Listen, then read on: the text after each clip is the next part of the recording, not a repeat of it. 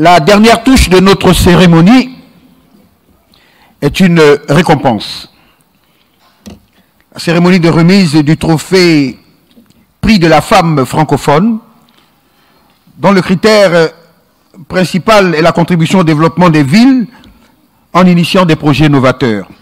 Notre lauréate, sous vos applaudissements, est Madame Arlande Jorger. Elle a su, à travers sa start-up, développer un projet d'embellissement des villes. Encore une fois, sous vos applaudissements, elle est là. Elle recevra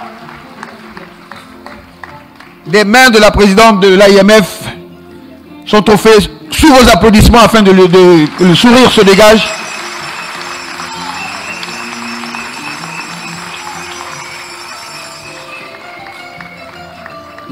Merci et félicitations. Oui.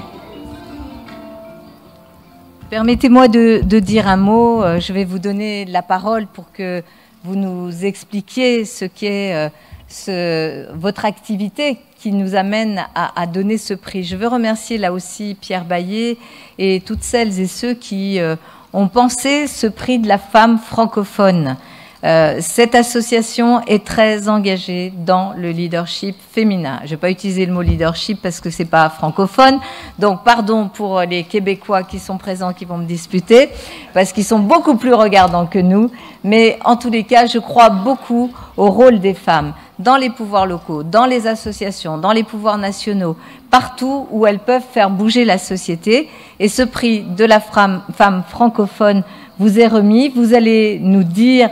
Vous qui êtes franco-béninoise, vous allez nous dire quelle est votre activité, votre travail, mais d'ores et déjà, je peux vous dire que nous sommes très très fiers de vous compter aussi parmi nos ambassadrices. Maintenant, merci à vous.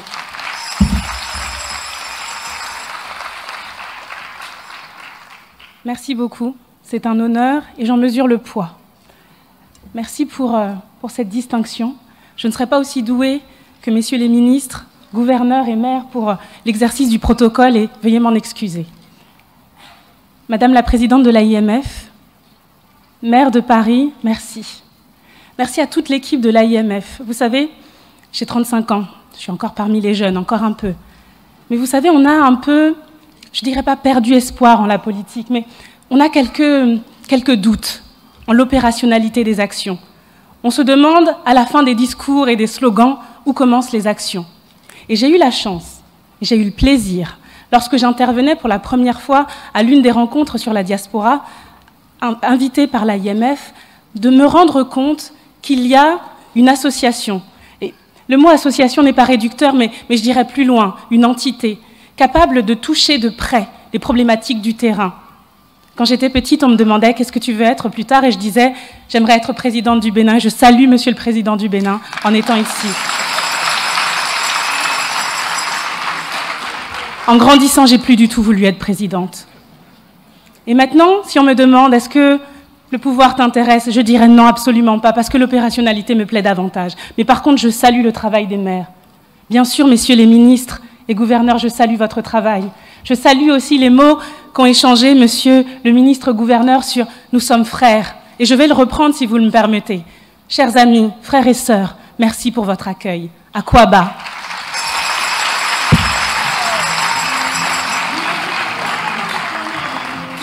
Si vous me le permettez, donc je m'appelle Arlande Jorger, et c'est comme ça que je me présente de manière générale. Et aujourd'hui, je vais changer un peu la donne. J'ai laissé mes cheveux afro pour valoriser mon identité. J'ai laissé ce collier un peu imposant à mon cou parce que je me suis dit que l'or doit être plus près du cœur que du cerveau, n'est-ce pas? Je vais me présenter autrement. Je m'appelle aussi Fifonsi Moren-Ike Aroukon, épouse Jorger. Et s'il y a des Béninois dans cette salle, ils comprendront ce que j'essaye de dire par là. La richesse que nous avons, merci. La richesse que nous avons, elle est unique. Elle est diverse.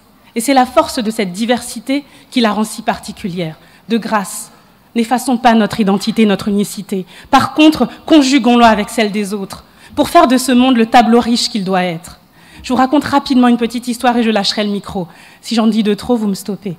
Je suis une femme de 35 ans, comme je l'ai dit. J'avais 5 ans lorsque je quittais le Bénin pour rejoindre la France. une très belle terre d'accueil. Je quittais le Bénin parce que j'avais des oncles et tantes qui voyageaient de ça et de là, et j'avais envie de faire pareil. Moi, je voyais un avion qui traversait le ciel, et je me disais, mais moi aussi, j'ai envie d'essayer. Et puis, je suis arrivée en France, j'ai été accueillie en Alsace. À l'époque, c'était la région Alsace. Aujourd'hui, les régions ont changé de découpage sur le territoire français. Et en étant en Abidjan, je suis fière d'être cette diaspora, fière d'être la personne qui aujourd'hui va vous parler d'Alsace alors que nous sommes à Abidjan, fière d'être celle qui a immigré effectivement. Et l'immigration, c'est aussi ça. C'est une personne qui peut faire rayonner votre région au-delà de ses murs. C'est une personne qui peut faire savoir toute la dynamique régionale qui existe en Alsace pour faire de moi ce que je suis aujourd'hui. Je ne vaux rien de plus que qui que ce soit. Je ne suis pas particulière, ni plus intelligente que qui que ce soit. J'ai peut-être eu la chance ou la grâce d'être au bon endroit, au bon moment. Donc cette petite fille de 5 ans est devenue cette femme de 35 ans.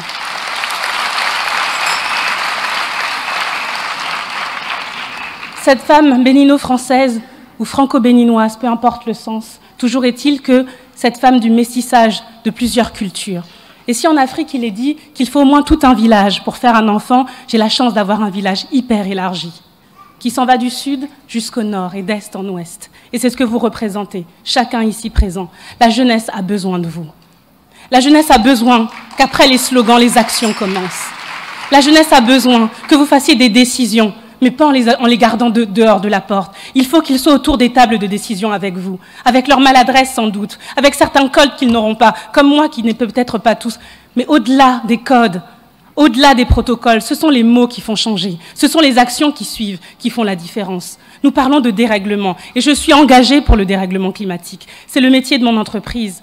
J'ai décidé de monter une start-up qui soit engagée pour donner des informations et des recommandations pour préserver les ressources naturelles dans nos villes, parce que nous en avons besoin pour la qualité de ville, mais en dehors aussi. C'est un outil numérique, et pas pour dire que le numérique nous sauvera, mais il a au moins cet avantage de nous donner des informations précises pour agir avec précision et économiser les ressources. Mais au-delà du climat, je ne dirais pas que je m'en fous du climat, mais je dirais que ce qui m'importe le plus, c'est la vie. Je dirais que ce qui m'importe le plus, c'est l'espérance. Je dis stop, il n'y aura pas de lutte pour le climat sans justice sociale.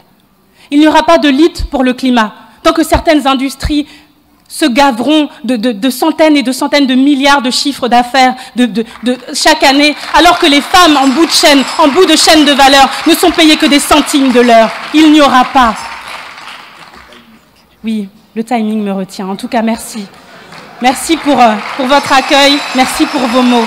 Au plaisir de vous retrouver.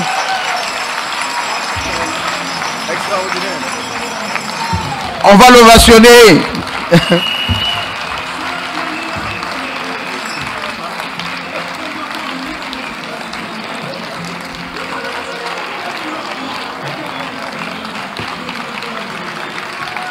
Arland Jorger.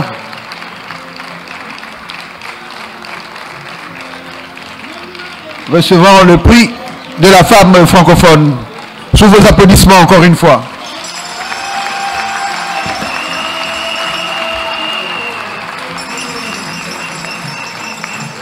Excellences, Mesdames, Messieurs, ainsi s'achève la cérémonie d'ouverture de la 42e Assemblée générale de l'AIMF.